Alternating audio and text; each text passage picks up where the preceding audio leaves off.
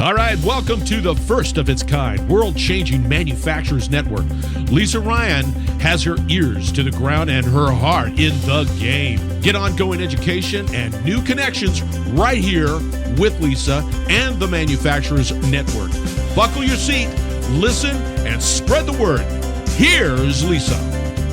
Hey, it's Lisa Ryan, and welcome to the Manufacturers Network podcast. I'm here today with Nicole Morgan. Nicole is a PR and marketing expert, founder of Resolute PR, and innovator of how companies can shift with the change in workforce behavior. She's passionate about giving back to her community and creating authentic relationships through bold and purposeful strategy. So, Nicole, welcome to the show. Thanks for having me, Lisa. So tell us a little bit about your background and what led you to what you do with Resolute PR. Well, the workforce part is a strange one for a PR agency, so I appreciate you letting me come on and speak with your audience. But my background is that I have worked in the PR and marketing space for almost 20 years now. Started working for a startup PR agency and worked there for 10 years, and then started Resolute about 10 years ago. It'll be 10 years next year. We really come at our client issues in a holistic manner. We're really looking at what are their overall goals, what are their struggles, and overwhelmingly in the last 3 years, we've heard over and over again across multiple industries that their big struggle is workforce, trying to find the employees. They can't market anything if they don't have the employees to fulfill what it is that they're marketing. And so that's what really led us into this space, was coming alongside the HR departments to help them market those open positions. So, well, you just shared about the workforce recruitment, but let me see how I'm going to answer. I'm going to take this part out. So when you're working with these HR professionals, how are you having them word it? Like you said, workforce is everything these days and attracting people. So what's the before and after? What were they doing before that wasn't working, and how are you tweaking it so that it does work? Yeah, what I'm hearing a lot of is that HR departments have typically been going at this from the angle of people will actively be looking for this position, and if they're looking for it, they will find me. So it's a very one-way conversation. They post things on Indeed or they post things on LinkedIn, and people who are actively looking are definitely on those platforms. I would say, but as far as a before and after, the difference is you're also trying to appeal to people who maybe aren't actively looking or know that position exists. We're just in an environment where businesses are having to compete for that talent, and employees or potential employees need to be convinced that the work culture is one that they could see themselves in. They would be making a decision to work for an employer who's going to value them as an employee. And so it's a lot of those kind of softer things that you don't typically see in a job description, but that when you're branding yourself as an employer, that people need to be thinking about. I was just having a conversation with one of my clients yesterday, and I was telling him it is not about that candidate selling themselves to you.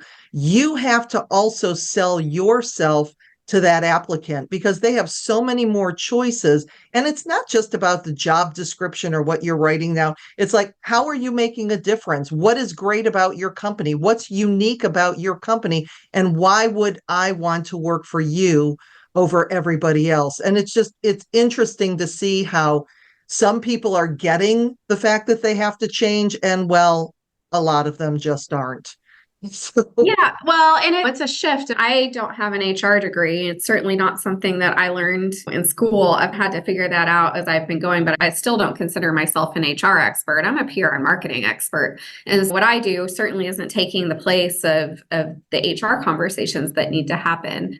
But on the flip side, HR training typically doesn't include marketing. And so you're really having to change your mindset and the way that you go about trying to solve this issue, because it's just so different in today's environment than it has been. One thing that I think a lot of people underestimate is the resources that are out there for an applicant to also do their research before they even get to the point of applying for a job.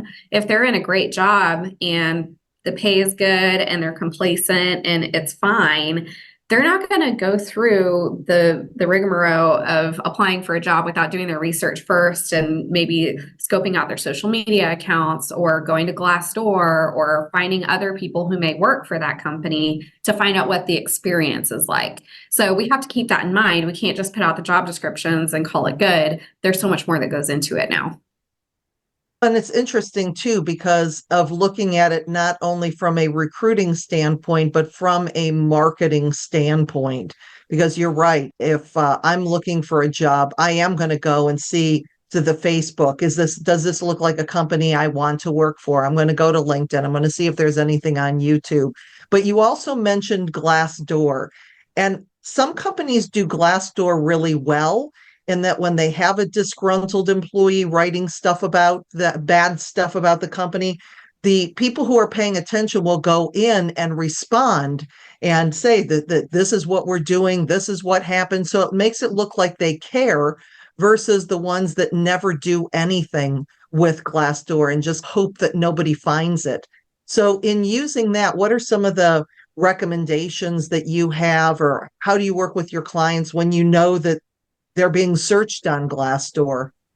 Yeah, you're spot on. It's no different than negative Google reviews for a company. If you have a restaurant and you have negative reviews, it's going to happen. That resource is out there. Someone could be disgruntled and there could be a very good reason why, or backstory as to why they left those comments. And so sometimes I think that kind of gets in the way of HR because you can't talk about those things, right? So you're not going to be able to get on there and say, this person was actually terminated because of X, Y, and Z. Those conversations have to be protected. But for a potential employee who's getting on there and just doing research, they don't know that backstory. And so it really is as simple as acknowledging the comment and then trying to take it offline. Hey, we're sorry you had this experience. We'd love to talk to you more about this offline. Something that's very generic, but just shows that, like you said, you do care. You do acknowledge that's out there, but that you're also willing to have a two-way conversation.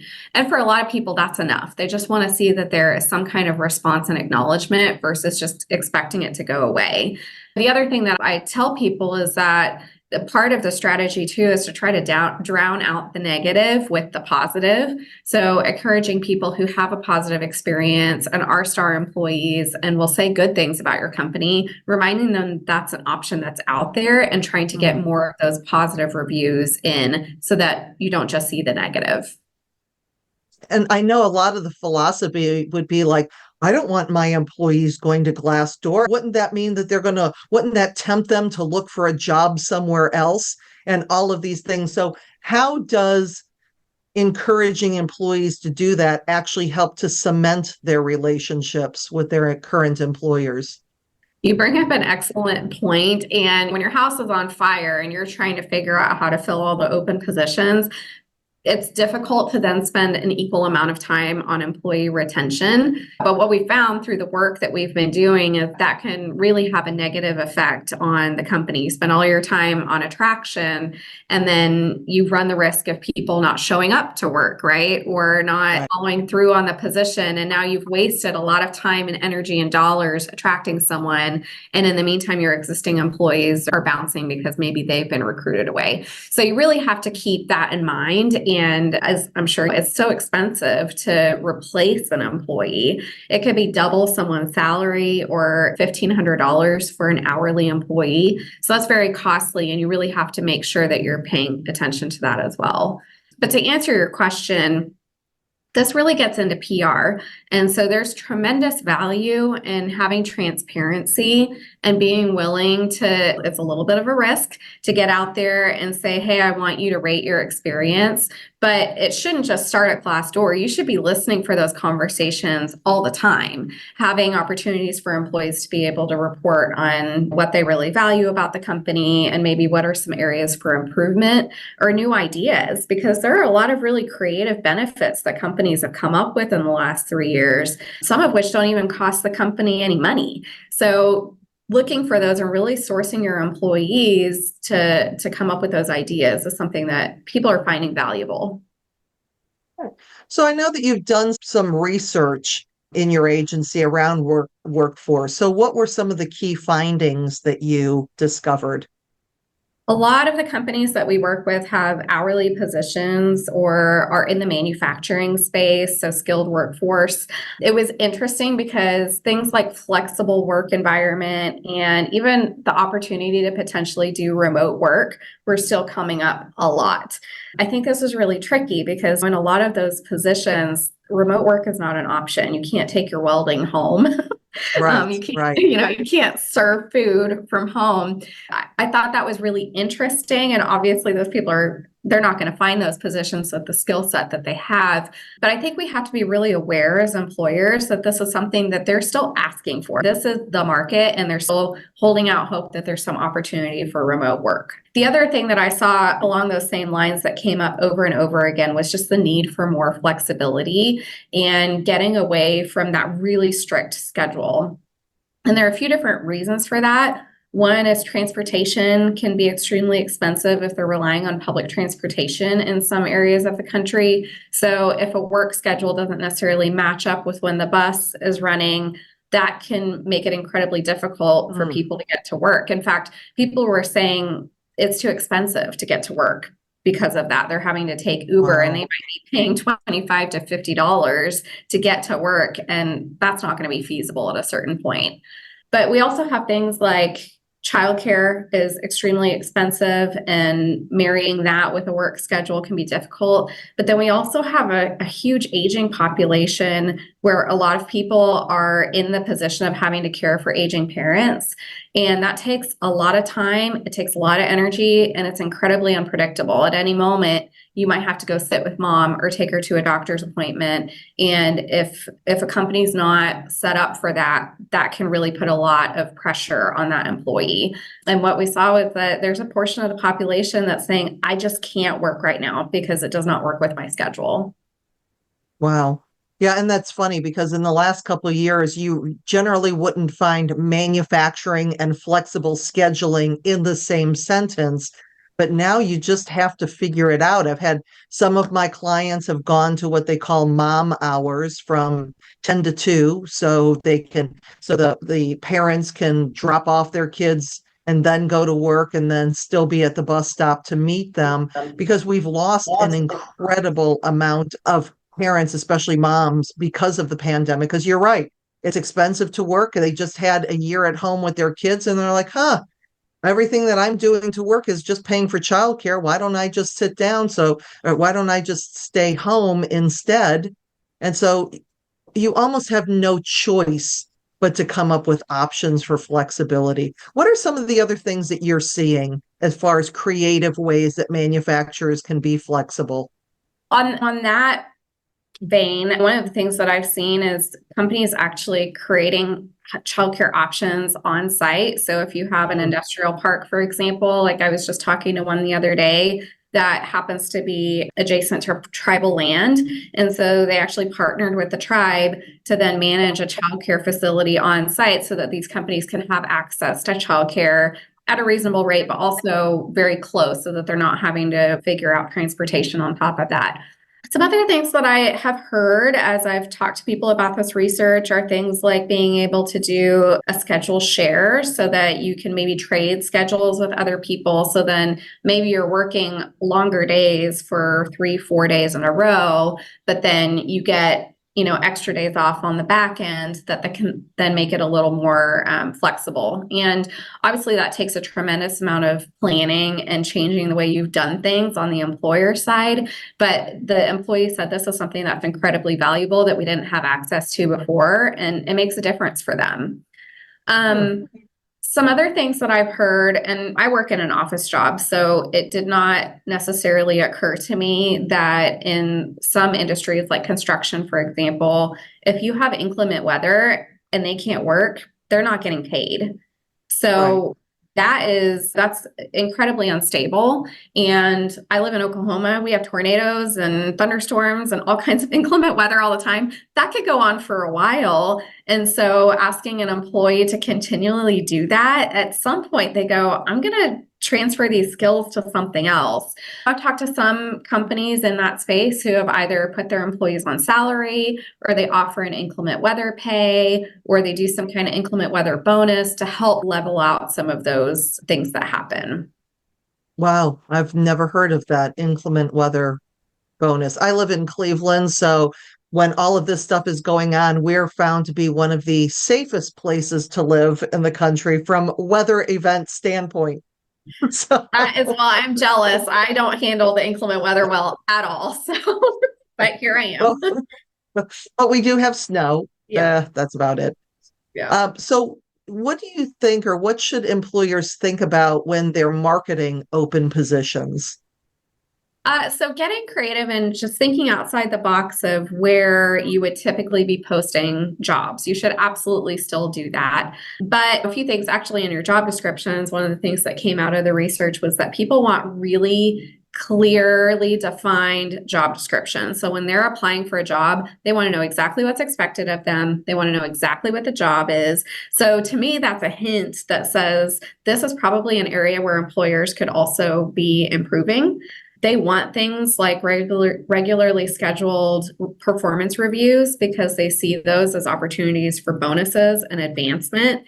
I would also say that companies, I have heard over the years where people say people just job hop now. That's just how they are. They'll just leave. And I am seeing research to the contrary. People actually feel that if they are being invested in and they see a growth path and that is regularly communicated to them, and they're not left wondering why this person get promoted, but I don't.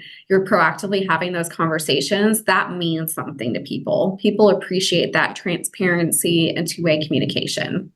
In manufacturing, I would say this is another area of just growth in the industry because I was talking to a small business mom and pop manufacturer the other day, and the owner said, back in my day, if nobody talked to me, if the boss didn't talk to me, that meant that I was doing a good job. So I don't understand why I have to go talk to people all the time.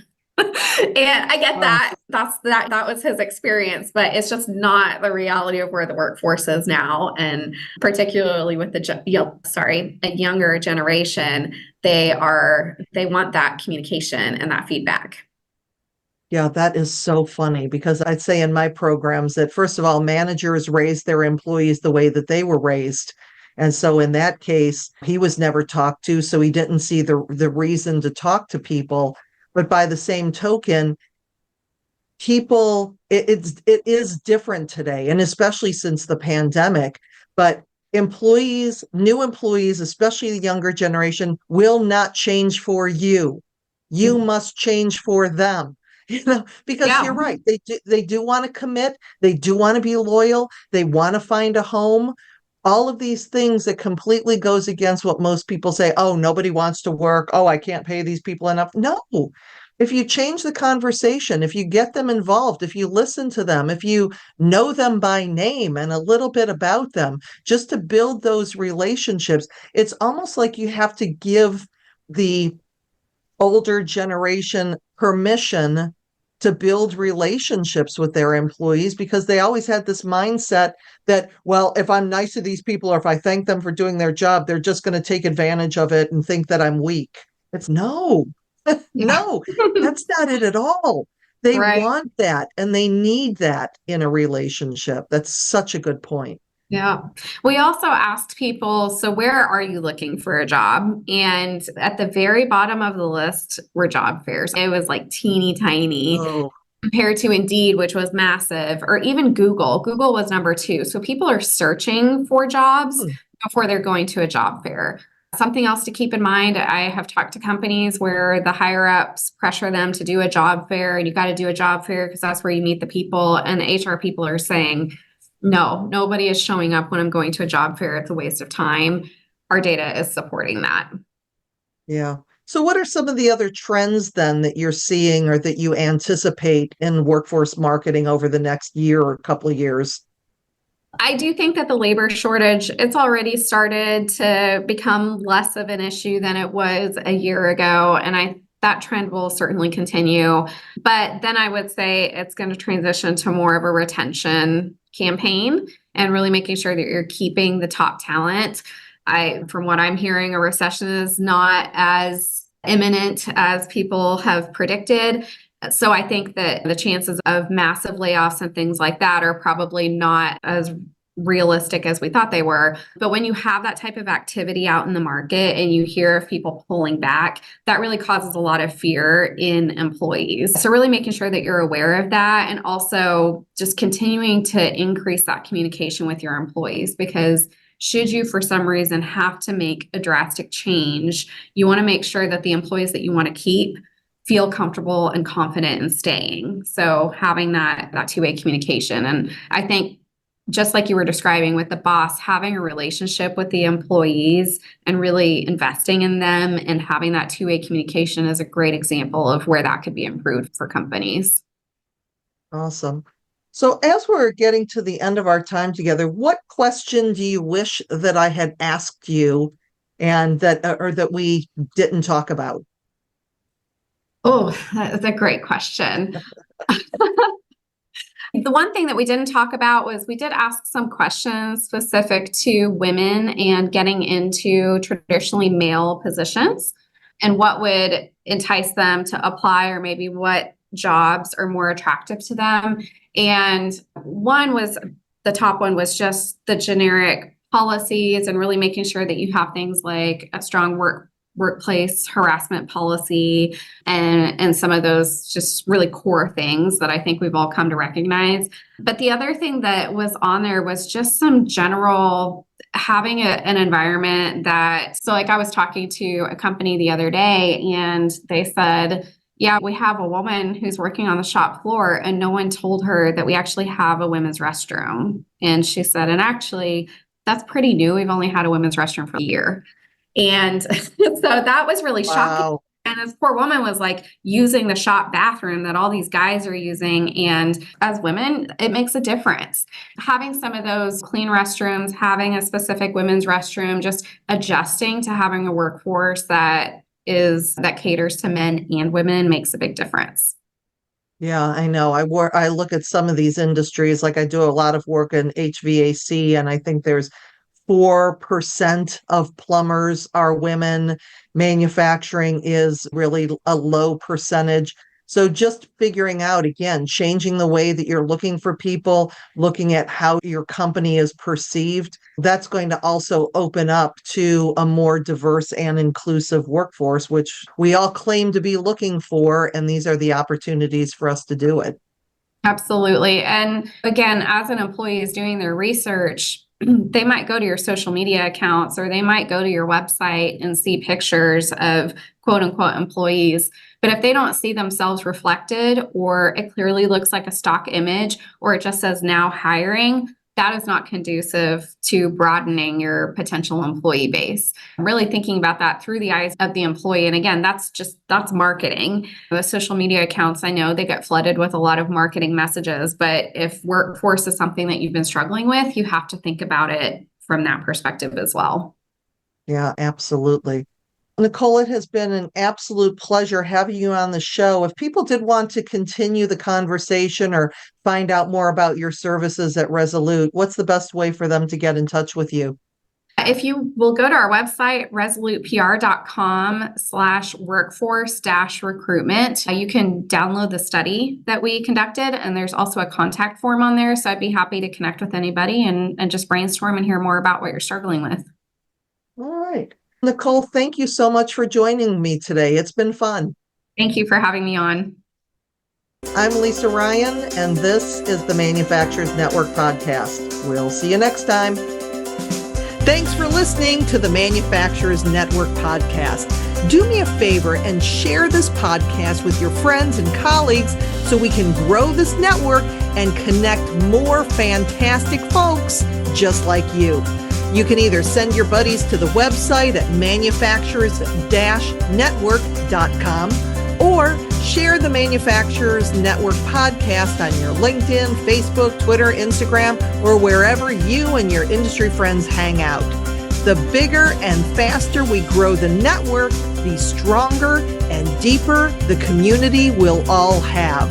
Thanks again, and I appreciate you.